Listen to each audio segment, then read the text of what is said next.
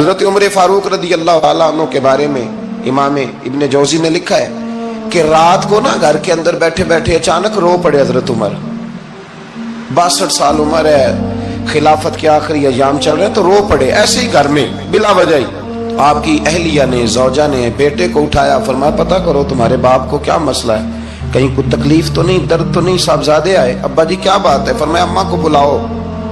سب لوگ جمع ہو گئے تو جناب عمر فاروق رضی اللہ تعالیٰ عنہ فرمانے لگے کہ بیٹھو میرے ارد گرد. سب بیٹھ گئے تو فرمانے لگے آج جب میں مسجد سے نکلا تھا تو میرے نبی پاک کے سچے صحابہ, سچے رسول کے سچے صحابہ, حضور کے سچے غلام یہ کہہ رہے تھے کہ عمر بڑا ہی اچھا ہے, عدل والا ہے, انصاف والا ہے. تو ابا جی اس میں رونے والی کیا بات ہے؟ تو فرمانے لگے ڈر یہ لگتا ہے کہ باہر تو میں اچھا تھا, کہیں گھر میں تو نہیں کوتاہیاں کرتا رہا. میری بات پہ توجہ کرنا. کہیں گھر میں آپ باتیں سن لیں تو شاید جتنی میں کرتا ہوں دوسرا کاری کوئی نہ سکے, لیکن جب عمل کے راستے پہ ہم نکلتے ہیں تو وہ مسدود ہے, وہ بند ہے. عمل کس نے کرنا ہے؟ آپ کوئی آیت پڑھیں تو یہاں غلطی نکالنے والے 20 لوگ مل جائیں گے, 20 لوگ, لیکن اس آیت پہ عمل کرنے والے کتنے ملیں گے؟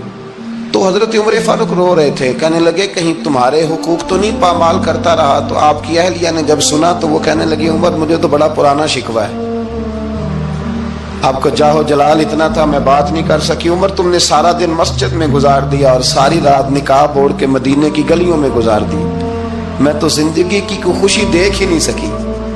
چاہ تو میرے اندر بھی تھے نا کہ میرا شوہر کچھ گھڑیاں بیٹھتا, کہیں مجھے لے کے جاتا, تو میں تو کچھ نہیں دیکھا, مجھے بڑا شکوہ ہے. تو حضرت عمر کہنے لگے چل اللہ کی رضا کے لیے معاف کر دے. بھئی معافی بیوی سے نہیں مانگی جا رہی, معافی اپنی غلطی کی مانگی جا رہی.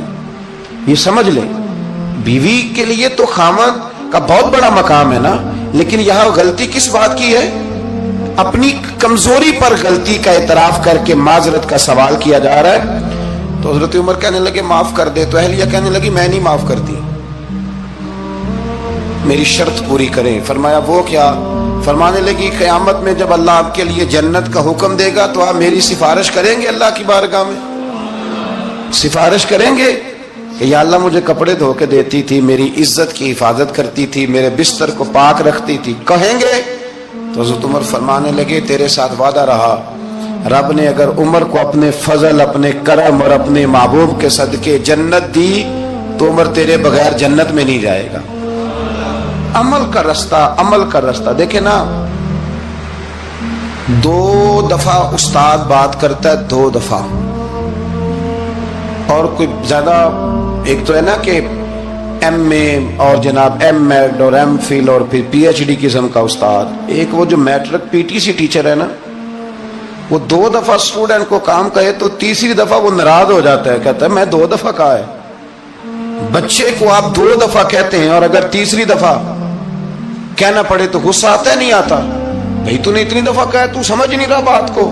اور اگر اللہ کریم قرآن مجید میں سینکڑوں دفعہ کہے نماز پڑھو, سینکڑوں دفعہ, اور یہ بہانے کر رہا ہے, یہ بھی پروگرام بنا رہا ہے, پھر کہتا ہے میں بے چین رہتا ہوں, میں بے قرار رہتا ہوں. عمل کا راستہ اس کو اختیار کریں, آپ سکون میں رہیں گے. بد عمل آدمی اور بے عمل آدمی یہ ہمیشہ پریشان رہتے ہیں, ہمیشہ. عمل کریں, توبہ کریں تو پھر بدل جائیں, پھر تبدیلی آئے. اور یہ کوئی مشکل کام نہیں, جو بدلنے والے تھے وہ بدل گئے. بڑا کچھ کرتے تھے پر پھر وہ لوگ بدل گئے. حضرت فضالہ رضی اللہ تعالیٰ عنہ کہتے ہیں کہ میں بڑا دل دادا تھا عورتوں کا,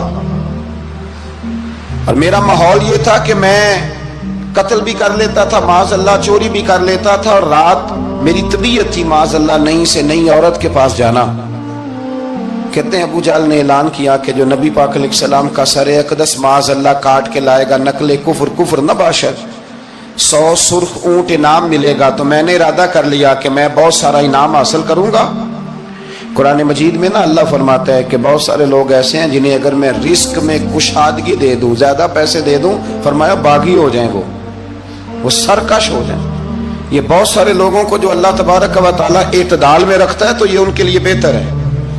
ہر بندہ دولت کے ہوتے ہوئے نیک ہو سکتا تو یہ اللہ اگر رکھتا ہے نا اعتدال میں تو شکر کرے اللہ کا، ورنہ تو لوگ عیاشیاں کریں، پتہ نہیں کیا کچھ کر گزرے۔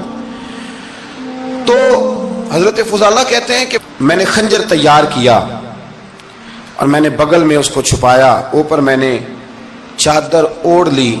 اب مجھے پتا تھا ظہر کی نماز کے بعد نبی پاک صلی اللہ علیہ وسلم طواف کعبہ کے لیے، بیت اللہ شریف کے طواف کے لیے جاتے ہیں۔ کہتے ہیں میں بھی اس طرف بڑھا، رستے میں نا وہ خاتون جس کے گھر میں نے رات آنا تھا، میں نے دروازے پہ دستک دی، میں نے کہا کہ تیار رہنا، تیار رہنا، آج میں بڑے پیسے لے کے آؤں گا۔ اسے میں نے یہ کہا اور پھر میں چلا گیا بیت اللہ شریف کا طواف کرنے۔ کہتے ہیں اللہ کے محبوب بھی طواف کر رہے تھے تو میں نے بھی طواف شروع کر دیا۔ ارادہ یہ تھا کہ جہاں نبی پاک علیہ السلام میرے قریب سے گزریں گے تو موقع پا کر میں حضور کے جسم اقدس پر خنجر کھونپ دوں گا اور معاذ اللہ شہید کر دوں گا۔ کہتے ہیں حضور ایک دفعہ بھی میرے پاس سے گزرے تو میں ہمت نہ کر سکا، دوسری دفعہ بھی پاس سے گزرے تو میں ہمت نہ کر سکا، تیسری دفعہ بھی گزرے تو میں ہمت، نبی کریم صلی اللہ علیہ وسلم تو 3 دفعہ گزرے تو فرماتے ہیں کہ مجھے موقع نہ ملا، اس لیے کہ حضور فرماتے ہیں اللہ نے روب کے ساتھ میری مدد فرمائی، دشمن پر میرا روب طاری ہو جاتا ہے۔ فرماتے ہیں جب چکر پورے ہو گئے تو محبوب کریم نہ چھٹے چکر پہ فرمانے لگے فضالہ چکر ایک رہ گیا ہے، بے خبر ہو جو غلاموں سے وہ آقا کیا ہے، ایک پھیرا رہ گیا ہے۔ کہتے طواف مکمل ہو گیا تو محبوب میرے قریب آئے، فرمایا وہ کام کرتے کیوں نہیں جس کے لیے آئے تھے؟ میں نے عرض کی یا رسول اللہ کون سا کام، کیسا کام؟ اندر تو چور تھا نا، بانج فقیروں کسے نہیں ماریا اے ہوئی چور اندر دا، اندر چور تھا نا۔ کہتے ہیں حضور نے مجھے کندھے سے پکڑ کے ہلایا، فرمایا کرتے کیوں نہیں؟ جب حضور نے ہلایا تو وہ خنجر بھی پیروں میں گرا اور میں بھی رسول اللہ کے پیروں میں گر گیا۔ میں نے کہا حضور مجھے کلمہ پڑھا دیں۔ کہتے ہیں حضور نے پہلے میرے دل پہ دست مبارک پھیرا، پھر میرے نبی نے مجھے کلمہ پڑھا دیا۔ اب نا مرید ہونے والا کہتا ہے کہ جی آہستہ آہستہ میں ٹھیک ہو جاؤں گا۔ اب وہ آہستہ آہستہ کا کیا ترجمہ ہے یہ بالکل سمجھ نہیں آتی۔ بھئی کسی بندے سے 5 لاکھ روپیہ لینا ہے تو اس سے وہ کہتا ہے جی میں آہستہ آہستہ دوں گا، 500 روپیہ دے دیا کروں گا روز کا، تو کہتے ہیں میری رقم خراب ہوتی ہے، پورے دو۔ اور نیکی کی بات جب آتی ہے تو کہتے ہیں حضرت صاحب دین اتنا سخت نہیں ہے، میں آہستہ آہستہ ٹھیک ہو جاؤں گا۔ اب میں مغرب عشاء پڑھنی شروع کر دیا میں نے، اب میں تسبیح لے لی ہے کل میں نے بھی، آہستہ آہستہ میں ٹھیک ہو جاؤں۔ یعنی رقم لینی ہو تو وہ آہستہ آہستہ قبول نہیں ہے، لیکن اور مکان کی رجسٹری اگر کرانی ہو تو مالک مکان کہے کہ آہستہ آہستہ کرا لو، کہتے ہیں پیسے پورے دیے، سویرے چل اور بیان دے۔ یہ کیا بات ہوئی؟ یہاں یہ جو ہمارا ماحول تھا نا کر لیں گے ہو جائے گا، یقین کریں لوگ قبروں میں چلے گئے ہیں پر مسجدوں میں نہیں آئے۔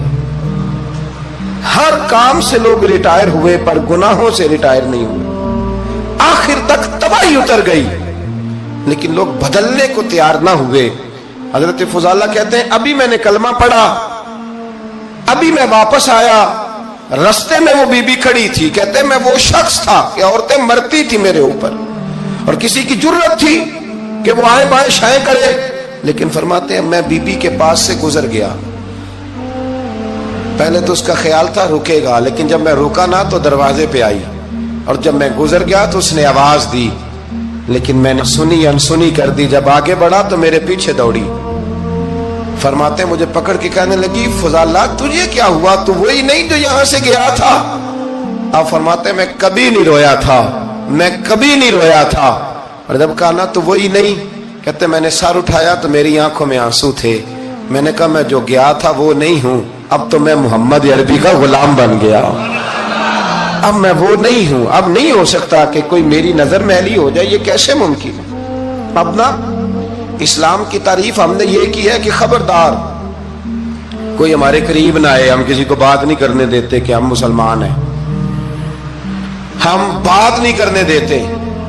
پتہ کیا بات ہے، ایک میری یہ تقریر ہوتی ہے ممبر پہ، اور ایک میرا عمل ہوتا ہے جب میں سفر کرتا ہوں، جب میں گاڑی میں بیٹھتا ہوں، جب میں دوستوں سے ملتا ہوں، جب ان دونوں باتوں میں تضاد آتا ہے نا، تضاد، تو لوگ تقریر کو جذبات نہیں کہتے، ایک فن بن جاتی ہے تقریر۔